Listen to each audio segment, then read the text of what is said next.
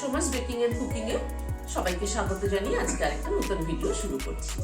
আর যে রেসিপিটি আপনাদের সাথে শেয়ার করব সেটা একটা মাছের রেসিপি, পাবদা মাছ, বাট একটু অন্যরকম ভাবে করেছি। আমাদের তো রোজকার মেনুতে মাছ থাকেই, সেটা যদি একটু অন্যরকম ভাবে হয় তাহলে কিন্তু খেতে মন্দ হয় না, একঘেয়ে থেকে একটু অন্যরকম। তাহলে চলুন দেখে নিই কি করে বানালাম। এখানে 250 গ্রাম পাবদা মাছ নিয়েছি। পাবদা মাছটাকে প্রথমে একটু নুন আর একটু হলুদ দিয়ে ম্যারিনেট করে নিচ্ছি।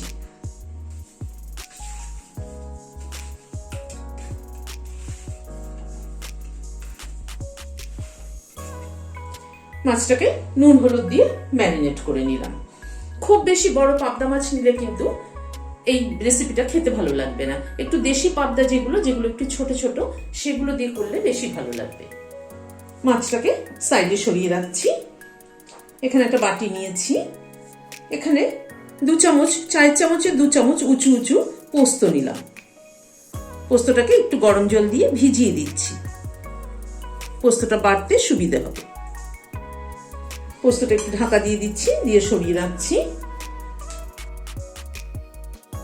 এখানে একটা প্লেটে আলু, একটা বড় সাইজের আলুকে এরকম লম্বা লম্বা করে কেটে নিয়েছি, আর একটা ক্যাপসিকামকে, মিডিয়াম সাইজের একটা ক্যাপসিকাম এরকম করে কেটে নিয়েছি।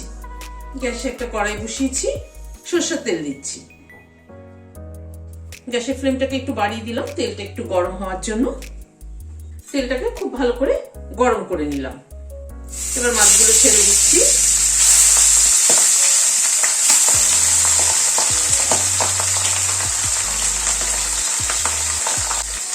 মাছগুলো উল্টে দিচ্ছি।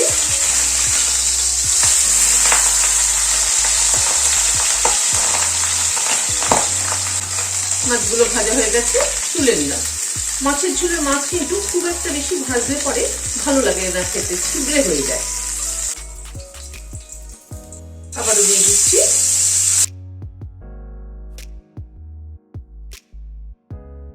এই মাছগুলো ভাজা হয়ে গেল, তুলে দিচ্ছি। তেলে হাফ টিস্পুন কালো জিরে ফোড়ন দিলাম। একটা কাঁচা লঙ্কা মাথাটা চিড়ে দিয়ে দিলাম।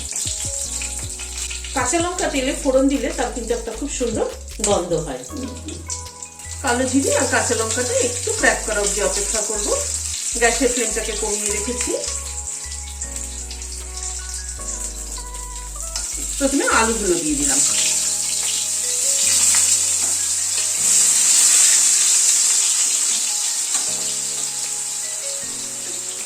আলুটা দিয়ে একটুখানি নুন দিয়ে দিচ্ছি।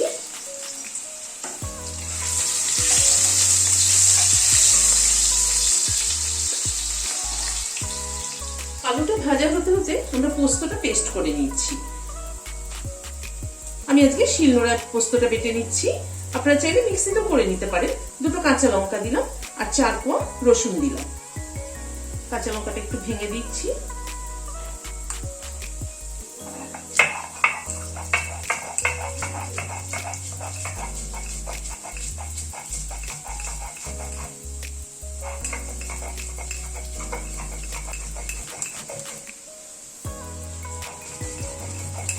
পোস্তটা বাটা হয়ে গেল, তুলে নিচ্ছি।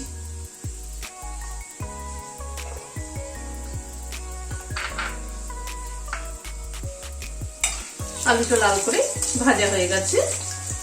এবার ক্যাপসিকামটা দিয়ে দিলাম।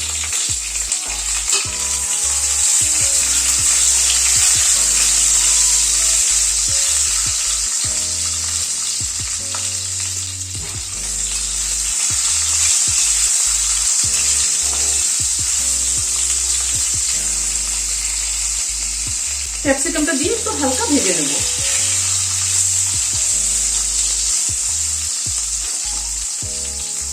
ক্যাপসিকামটা দিয়ে একটু হালকা মিনিট খানেক একটু নাড়াচাড়া করে নিলাম। এখানে একটা টমেটো পেস্ট করে নিয়েছি, সেটা দিয়ে দিই।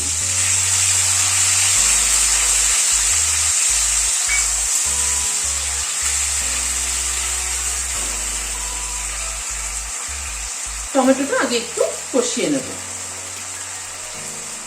হাফ টিস্পুন হলুদ গুঁড়ো অ্যাড করলাম।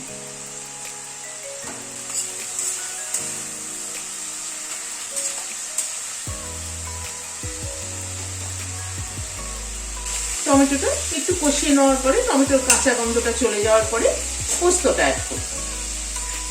পোস্ত বাটাটা অ্যাড করে দিলাম। বাটিটা ধুয়ে একটু জল দিচ্ছি।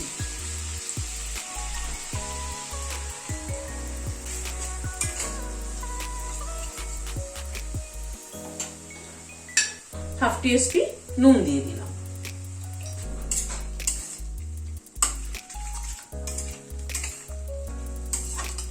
পোস্তটা একটু নাড়াচাড়া করে নেব।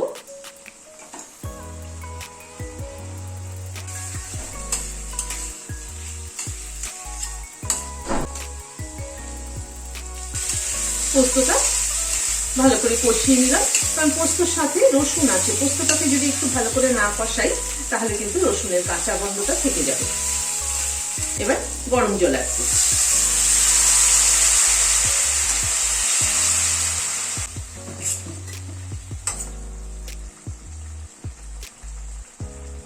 গ্যাসের ফ্লেমটাকে এবার একটু বাড়িয়ে দিলাম ঝোলটা ফুটে ওঠার জন্য। এবার মাছগুলো অ্যাড করে দিচ্ছি। মাছের তেলটাকে কাচিয়ে দিয়ে দিলাম।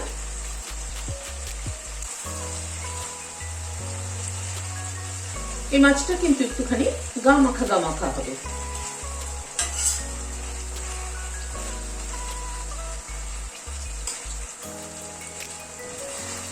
মাছটা একটু উল্টে পাল্টে দিচ্ছি ঝোলের মধ্যে।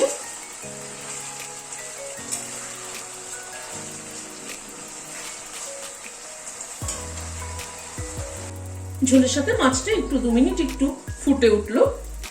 এবার খানিকটা ধনেপাতা কুচি দিয়ে দিচ্ছি। একটা কাঁচা লঙ্কা মাথাটা চিড়ে দিয়ে দিলাম, আর একটু কাঁচা সরষের তেল ছড়িয়ে দিচ্ছি। পোস্ততে একটু কাঁচা সরষের তেল ছড়িয়ে দিলে কিন্তু ফ্লেভারটা খুব ভালো হয়। গ্যাসের ফ্লেমটাকে বন্ধ করে দিয়ে ঢেকে দিচ্ছি। ধনেপাতা, কাঁচা লঙ্কা, কাঁচা তেল সেই ফ্লেভারগুলো অ্যাবজর্ব হওয়ার জন্য। গরম গরম ভাতের সাথে এটা কিন্তু একটা দারুণ রেসিপি। মাছের ঝালটার মধ্যে যে পোস্ত আর পোস্তর সাথে রসুন আর কাঁচা লঙ্কা বেটে দিয়েছি, তাতে কিন্তু টেস্টটা অন্যরকম হয়েছে। আমরা দেখুন মশলা কিন্তু বিভিন্ন রকম ভাবে ব্যবহার করতে পারি। কখন ব্যবহার করব, কিভাবে ব্যবহার করব এবং কতটা ব্যবহার করব, তার উপরে কিন্তু রান্নার টেস্টটা নির্ভর করে। এইভাবে কিন্তু পাবদা মাছের ঝাল বানিয়ে খেয়ে দেখবেন, আমার মনে হয় ভালো লাগবে। গরম গরম ভাতের সাথে কিন্তু দারুণ জমে যায়। আপনাদের কেমন লাগলো আমাকে কমেন্ট বক্সে কিন্তু অবশ্যই জানাবেন। যদি ভালো লাগে তাহলে লাইক শেয়ার করার অনুরোধ রইল। আর যারা এখন আমার চ্যানেলটি সাবস্ক্রাইব করেননি, প্লিজ সাবস্ক্রাইব করুন। পাশে যে বেলের সিম্বলটা আছে সেটা প্রেস করতে কিন্তু ভুলবেন না, যাতে আমার পরবর্তী ভিডিওর নোটিফিকেশন আপনাদের কাছে পৌঁছে যায়। আজ তাহলে এখানে শেষ করছি। নমস্কার।